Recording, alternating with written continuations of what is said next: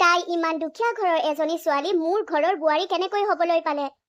আপুনি ইমান দুখীয়া ঘৰৰ এজনী ছোৱালীক এইখন ঘৰলৈ বোৱাৰী কৰি কিয় অনাৰ সিদ্ধান্ত ল'লে? নাই যি নাই, যৌতুকত একো এটাও দিয়া নাইকিয়া। মই কিমান লাজ পাইছো মোৰ ফ্ৰেণ্ডবোৰৰ আগত, আপুনি গম পাইছেনে? আপুনি বহুত বেয়া কাম কৰিলে। এজনী সাধাৰণ দৰিদ্ৰ ঘৰৰ ছোৱালী এইখন ঘৰৰ একমাত্ৰ বোৱাৰী কৰিলে। সেইজনীৰ পৰা মই এতিয়া মোৰ ফ্ৰেণ্ডৰ ওচৰত নাক উলিয়াব নোৱাৰা হৈছো। আজি ক্লাবত মিটিং আছে, আৰু আজি মিটিঙত যদি সকলোৱে মোক সোধে ছোৱালীৰ যৌতুকত কিমান লাখ টকা দিলে, বোৱাৰীৰ যৌতুকত কিমান লাখ টকা দিলে, মই তেতিয়া কি উত্তৰ দিম?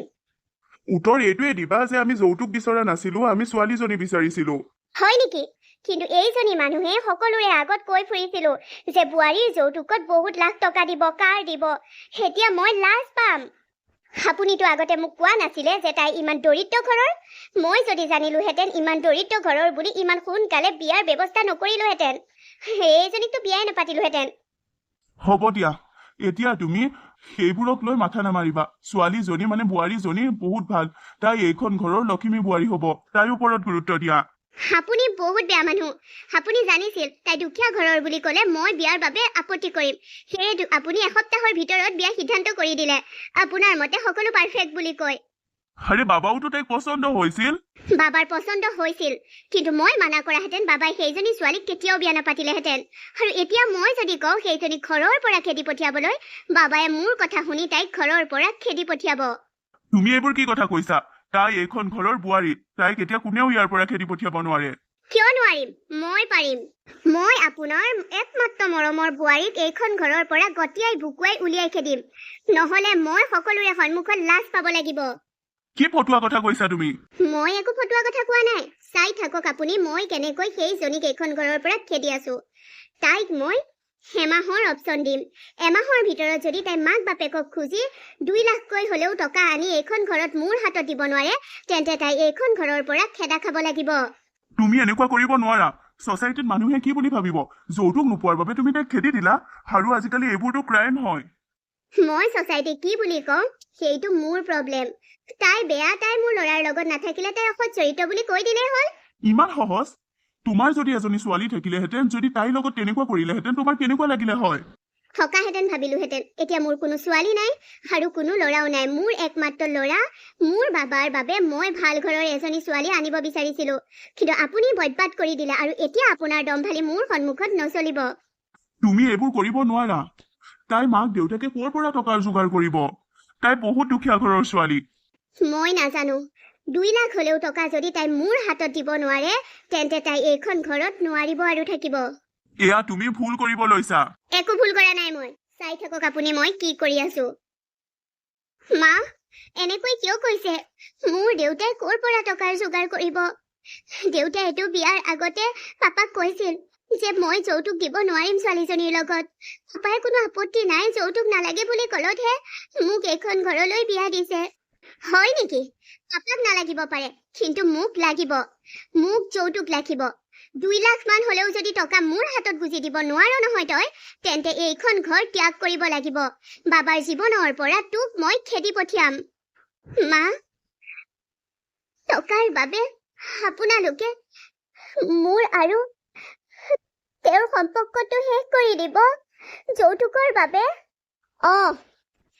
মোক মুঠতে যৌতুক লাগে, যৌতুক। তই এইখন ঘৰত গোটেই জীৱনটো আমাৰ উপাৰ্জনেৰে, আমাৰ বাবাৰ উপাৰ্জনেৰে খাই থাকিবি। আৰু কি তই তোৰ মাৰৰ ঘৰৰ পৰা এইখন ঘৰত একোৱে দিবি? তই আজিয়েই তোৰ বাপেৰক কবি, আৰু এমাহ সময় দিছো তোক। এমাহৰ ভিতৰত, এমাহ বহুত সময়, এমাহৰ ভিতৰত যাতে টকা আনি আমাৰ হাতত দিয়। আৰু তাকে নহবলে হলে তই এইখন ঘৰ ত্যাগ কৰিব লাগিব। মা, মই দেউতাক ক'ব নোৱাৰিম। মোক লাগিলে আপোনালোকে ইয়াতে মাৰি কৰবাত পুতি থক, মোৰ ক'ব লগা একো নাইকিয়া। কিন্তু মই দেউতাক টকাৰ কথা, যৌতুকৰ কথা কেতিয়াও ক'ব নোৱাৰো। মোৰ তলত 3জনীকৈ ভণ্টি আছে, তাহাঁতকো পঢ়ুৱাই বিয়া দিয়াৰ কথা আছে। মই নোৱাৰিম দেউতাক ক'ব। হয় নেকি? তই বাপেৰক যৌতুকৰ কথা ক'ব নোৱাৰ? তেন্তে তোৰ এইখন ঘৰত আজি এই শেষ দিন বুলি ধৰি ল। মা, বিয়া হৈ অহাৰ আজি মাতো 12টা দিন হৈছে। সিদিনা আঠমঙলাও গৈছো ঘৰলৈ। সকলোৱে মই সুখত আছো বুলি ভাবিছে। আৰু এতিয়া যদি আপুনি মোক যৌতুকৰ কথা ঘৰত কবলৈ কয়, মই কলে মাহঁতে কিমান কষ্ট পাব ভাবকচোন। আৰু মাহঁতে ক'ৰ পৰা যোগাৰ কৰিব? মোৰ টেটু কাটি দিলেও, মোক ইয়াতে মাৰি পেলালেও মই মোৰ দেউতাক যৌতুকৰ কথা কেতিয়াও ক'ব নোৱাৰো। তাকো 2 লাখকৈ টকা। 2 লাখ বাদ দিয়ক, 1 লাখ টকাও আমি দেখি পাইছোনে নাই আজিলৈকে? তোৰ ডাঙৰ ডাঙৰ কথা। তাৰ মানে তোৰ মোৰ ল'ৰাৰ লগত সংসাৰ পাতি থকাৰ ইচ্ছা নাই? ইচ্ছা কিয় নাথাকিব? তেওঁক মই ভাল পাওঁ। তেওঁৰ লগতেই মই সংসাৰ পাতি থাকিম জীৱনৰ শেষ মুহূৰ্তলৈকে। হয় নেকি আইজনী? কিন্তু সি মোৰ ল'ৰা, মোৰ কথা মতে উঠা বহা কৰে। মই নালাগে বুলি কোৱাৰ পিছত তোক এইখন ঘৰত থাকিবলৈ সি কেতিয়াও নিদিয়ে। তোৰ যদি এইখন ঘৰত থাকিবৰ মন আছে, সংসাৰখন বচাবৰ মন আছে, তেন্তে 2 লাখ টকাৰ যোগাৰ কৰিবলৈ ক বাপেৰক। মই নোৱাৰো মা, মোক ক্ষমা কৰিব। মই সেই কাম কৰিব কেতিয়াও নোৱাৰো। তেন্তে সাজু হ আজিয়ে এই ঘৰৰ পৰা ওলাই যাবলৈ। মা, হয়, আজিয়ে তোক গতিয়াই বুকুৱাই এইখন ঘৰৰ পৰা খেদিব নোৱাৰিলে মোৰ নামো প্ৰমিলা নহয়। মই কলৈ যাম মা? সেনেকুৱা নকৰিব। তই চাই থাক মই কি কৰো। হেৰি, মোক মায়ে এখন ঘৰৰ পৰা খেদি পঠাব লৈছে। আপুনি কি একো এফাকি নকয়? আপুনি কি মোক আপোনাৰ লগত এইখন ঘৰত নাৰাখে? মই মাৰ কথাত মাত মাতিব নোৱাৰিম। তুমি মাৰ কথা শুনিব লাগিছিল বৰ্ষা। তুমি মাৰ কথা নুশুনি ভুল কৰিলা। মই মাৰ কথাৰ ওপৰত মাত মাতিব নোৱাৰো। মায়ে যদি তোমাক এই ঘৰ ত্যাগ কৰিবলৈ কৈছে, তেন্তে তুমি সেইটোৱে কৰা। কি? আপোনাৰ মানে মোৰ লগত থকা নথকা, মই আপোনাৰ লগত থকা নথকা, সেইবোৰ একো মেটাৰে নকৰে। আপুনি তাৰ মানে মোক পত্নী হিচাপে নেভাবেই? কথা সেইটো নহয় বৰ্ষা। ময়ো তোমাক এইখন ঘৰৰ পৰা ওলাই যোৱাত বেয়া পাইছো, কিন্তু মই তোমাক এইখন ঘৰৰ পৰা ওলাই যোৱাত বাধাও দিব নোৱাৰো। কাৰণ মায়ে যি সিদ্ধান্ত লৈছে, সেই সিদ্ধান্তই মোৰো সিদ্ধান্ত। তাৰ মানে আপুনিও মোক যৌতুকৰ বাবে এই ঘৰ এৰিবলৈ কৈছে? মই যৌতুকৰ বাবে নহয়, মই মাৰ কথাৰ বাবে। মায়ে কি ভাবি তোমাক এইখন ঘৰৰ পৰা পঠাইছে সেইটো মই জানিছো। তুমি মাৰ কথাটো শুনিব লাগিছিল। তুমি মাৰ কথা নুশুনিলা। মই এতিয়া মাৰ ওপৰত মাত মাতিব নোৱাৰো। মায়ে বহুত কষ্ট পাব। আৰু মায়ে কষ্ট পোৱাৰ বাবে ইমান চিন্তা কৰিছে। আপোনাৰ মোৰ সংসাৰ যে ইমানতে শেষ হৈছে, শেষ হবলৈ লৈছে, সেইটো কথা এবাৰো ভবা নাই? আপোনাৰ মতামততে, আপোনাৰ এষাৰ কথাতে মোৰ এইখন ঘৰত থকা আপোনাৰ মোৰ সংসাৰৰ ভৱিষ্যত জড়িত হৈ আছে। পাপায়েও মাৰ কথাত আৰু একো মাতিব নোৱাৰিলে। পাপায়ে এটাই ক'লে, আপোনাৰ কথা, বাবাৰ সিদ্ধান্তই সেই সিদ্ধান্ত হ'ব। আপুনিও সেই একেটা কথাই ক'ব? মই এই ঘৰ এৰি যাবলৈ? সেইটোৱে কম ময়ো। কাৰণ মই মাৰ কথাৰ ওপৰত কথা ক'ব পৰা এতিয়ালৈকে হোৱা নাই। ঠিক আছে দিয়ক। নিজৰ আত্মসন্মান হানি কৰি ইয়াত আৰু মই কোনোদিন নাথাকো। মই অতি সোনকালে ইয়াৰ পৰা যামগৈ। এতিয়াই যামগৈ। আপোনাক স্বামী হিচাপে ভাবিছিলো, আপোনাৰ নামৰ শিৰত সেন্দুৰ লৈছিলো, আৰু জীৱনৰ শেষ মুহূৰ্তলৈকে মই আপোনাৰ পত্নী হৈয়ে জীয়াই থাকিম। কাৰণ আপুনিয়ে মোৰ প্ৰথম আৰু শেষ ভালপোৱা। আহিছো মই। অনন্ত, মাক আৰু ইয়াত দেখাই থাকিলে নহব। মই ভাবিছো মাক এবাৰ বাহিৰত লৈ যাওঁ, মানে অসমৰ বাহিৰত লৈ যোৱাৰ কথা ভাবিছো। মা হাৰ্টৰ চাৰ্জাৰী কৰিব লাগিব নহয়নে বাৰু? মইচোন তোমাক কৈছিলোৱে, মোৰ ওচৰত এজন ভাল হাৰ্টৰ চাৰ্জন আছে, মানে ওমেন হয়। এদিন তুমি কৈছিলা, ময়ে পাহৰি গলো। কিন্তু নাই, আমাৰ ইয়াৰ ডক্টৰবোৰক দেখাই থাকিব মোৰ মন নাই। ভাল ট্ৰিটমেণ্ট কৰাবলৈ বাহিৰত লৈ যাওঁ। বাহিৰত নিব বিচাৰিছা যদি তুমি এই চহৰৰ বাহিৰত যোৱা, অসমৰ বাহিৰত যাব নালাগে। গুৱাহাটীত এগৰাকী বহুত ভাল হাৰ্টৰ চাৰ্জন আছে। হাৰ্টৰ চাৰ্জন? নাম কি হয়? নাম বৰ্ষা তালুকদাৰ। বৰ্ষা তালুকদাৰ?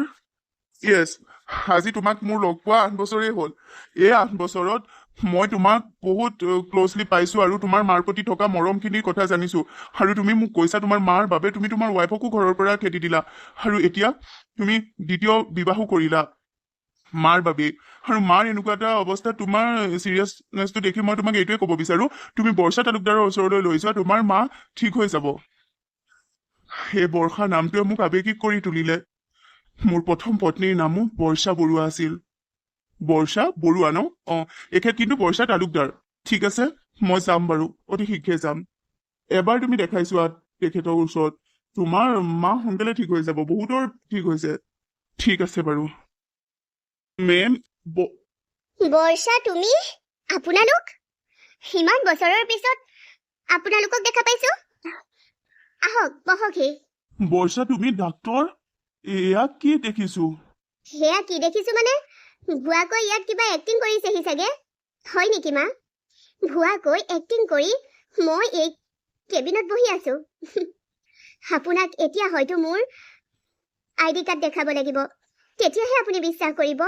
যে মই মিছ বৰ্ষা তালুকদাৰ হাৰ্টৰ চাৰ্জন কি তুমি তালুকদাৰ তুমিতো বৰুৱা লিখা তেন্তে তুমি তালুকদাৰ মোৰ টাইটেল চেঞ্জ কৰিলো আচলতে যিখন ঘৰে মোক আশ্ৰয় দিলে যিখন ঘৰে মোক ডাক্তৰ পঢ়িবলৈ সুবিধা দিলে সেই ঘৰখনৰ জীয়ৰী হৈ জীয়াই আছো মই আৰু সেই ঘৰখনৰ উপাধিৰেই মই ললো তালুকদাৰ উপাধি বাৰু সেইবোৰ কথা পিছত পাতিম এতিয়া আপোনালোক মোৰ পেচেণ্ট মোৰ কোনো ৰিলেটিভছ নহয় গতিকে আপোনালোকৰ কাৰ কি হৈছে জনাওক মোক জনাম ৰবা তোমাক আশ্ৰয় দিলে মানে তোমাক আমাৰ ঘৰৰ পৰা খেদি দিয়াৰ পিছত তুমি কি কৰবাত থাকিলা তেতিয়া মোৰ অৱস্থাটো ইমানেই বেয়া আছিল যে মই না ঘৰলৈ যাব পাৰিছিলো না আপোনালোকৰ ঘৰত গৈ ভিক্ষা বিচাৰিব পাৰিছিলো মোক ৰাখক বুলি কাৰণ মোৰ আত্মসন্মান আছিল সেইবাবে মই আপোনালোকৰ ঘৰলৈ উভতি নগৈছিলো ৰাস্তাত ঘূৰি ফুৰোতে এজন জ্ঞানী মানুহে